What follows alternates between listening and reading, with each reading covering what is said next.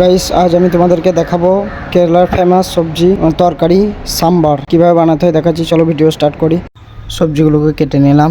এই দেখো, এটা ওল, তারপরে ভেন্ডি, তারপরে কাঁচা কলা, তারপরে কুমড়ো, সিম, এটা সেটা অনেক কিছুই আছে। সব কেটে নিলাম, কাটা হচ্ছে, কাটা কমপ্লিট হয়ে সবজিগুলো দেখতে খুব সুন্দর লাগছে। এখন আমি সবজিগুলো কুকারে ঢেলে নিলাম। তোমরা দেখছো মুসুরির ডাল দেওয়া আছে, পানি অ্যাড করে দিলাম এর মধ্যে। তারপরে আমি 1 চামচ হলুদ গুঁড়ো, 1 চামচ লঙ্কা গুঁড়ো, 1 চামচ ধনে গুঁড়ো, 1 চামচ জিরে গুঁড়ো, 3 চামচ লবণ। তারপর আমরা দিয়ে দেবো তেল, সাদা তেল। এবার আমরা দেবো সাম্বারের মেন মশলাটা, মানে মশলাটা দিলে খুব টেস্টি হয়, আর এটাই সাম্বারের মশলা। বন্ধুরা, সবজিটার নাম কিন্তু সাম্বার। দেখো, প্রেসার কুকারে ঢাকনা ঢেকে দিলাম। ঢাকনা ঢাকার পর হুইসেলটাও লাগিয়ে দিলাম।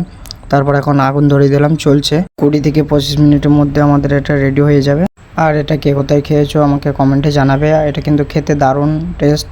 কেরালার ফেমাস সবজি, নাম সাম্বার। মশলা করে নেবো আলাদা জায়গায়। দেখো, শুকনো লঙ্কা, কাঁচা লঙ্কা, রসুন, পেঁয়াজ, সাম্বার মশলা। এই দেখো, সাম্বার মশলাটা ঢাললাম। ঢালার পরে এখন আমরা বাকি রেডি হওয়া তরকারিটা ঢেলে দিলাম এর মধ্যে।